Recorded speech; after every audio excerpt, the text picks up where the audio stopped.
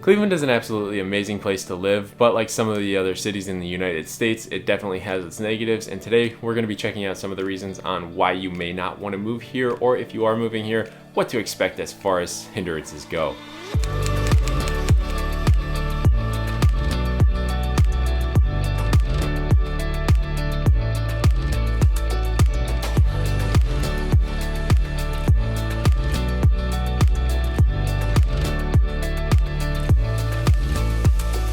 Now don't get me wrong, I absolutely love living in Cleveland and I've spent the majority of my life living here, but it definitely has some negatives that come along with staying here. Now the first one that we're going to jump into is going to be the weather, and that is going to be specifically winter. We get some absolutely brutal winters here, and if you've done any sort of research on the greater Cleveland area, chances are that reason has popped up. Another reason we get these brutal winters is due to the fact that we are sitting right on Lake Erie and it brings a lot of lake effect snow. Now I spent some time in Toledo, Ohio while I was in college, and that is just a little bit more west, and it's still on Lake Erie, and I expected it to have similar lake effect as far as the snow goes in the winter, but they do not get nearly as much as the Cleveland area does.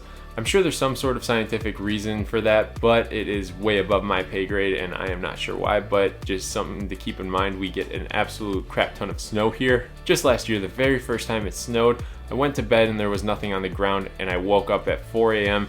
and there was at least 12 inches of snow, and in some spots with snow drifts from the wind, it was up to my thighs. So like I said, I was up at 4 in the morning shoveling just to get my girlfriend out into the street so she could go to work. Granted, she probably shouldn't have gone in that day, but she has a lot of determination. While winter isn't a 4-month snowstorm, we do get a lot of it, but it normally hovers right around 20 degrees on average between November and the end of February, and in March is when it starts to get a little bit warmer. But there are times where we experience some painfully cold temperatures that get down into the negatives, and some of the coldest temperatures that have been recorded in the area have been downwards of -10. And there's one specific time that I remember where with the wind chill it was past -40 degrees. So obviously everyone stayed home and were stuck inside, but I was actually able to fill a pot of boiling water, take it outside, and while the boiling water was in the air, it turned to snow. So that was a cool little thing to do to pass the time while we were stuck inside.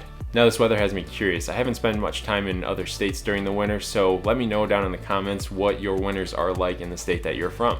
Moving into the next negative of living in Cleveland, it is going to be the rust. Cleveland is a part of the Rust Belt that runs along the northeastern side of the United States. If you're unsure of what the Rust Belt is, it is basically a section of the Midwest and the northeastern states that was once dominated by the coal industry, steel production, and manufacturing industry. It acted as an industrial hub because of the access to the Great Lakes, canals, and rivers that are all nearby, and that made it super easy to access raw materials and ship out the company's products. In the 1970s, there was a sharp decline in industrial work, and a lot of these factories became abandoned, and since they were made out of metal and they were exposed to the elements with no sort of upkeep, they began to rust away, and that's what gave our area the name the Rust Belt. Now the elements started to eat away at the buildings, but you need to keep in mind that we use a ton of salt in the winters, so when it gets really cold out, it is going to have a huge impact on the cars around here. It's very common to see cars with rusted out quarter panels, front fenders, and even the rocker panels underneath. And chances are if you're buying a car and you're looking at something that's over 10 years old,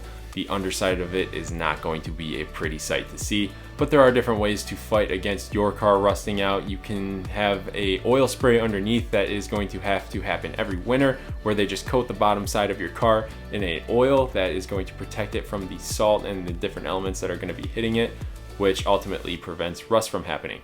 Now the other thing that you can do is a little bit more long term, but it has to be done right, is get an undercoat, which is a rubber spray, and that will last a lot longer than the oil that you can get put on there. But like I said, it has to be done correctly, and it is not cheap by any means to do. While the salt takes a huge toll on the cars, it also has a really negative impact on the roads that it is spread on. As water starts to get into the cracks of the concrete and freezes, it is going to expand, and then when the salt hits it and it thaws, and it's constantly doing that all winter, the concrete is going to end up cracking and creating potholes, and that is a huge issue in the area. But there's always some sort of construction as far as fixing the road goes, and that is our next topic. In the greater Cleveland area, we have 4 seasons as far as weather goes, but in reality we really only have 2, and one is winter and the other is construction season. Now when these potholes form, there are going to be temporary patches that are applied during the winter just to make the roads usable.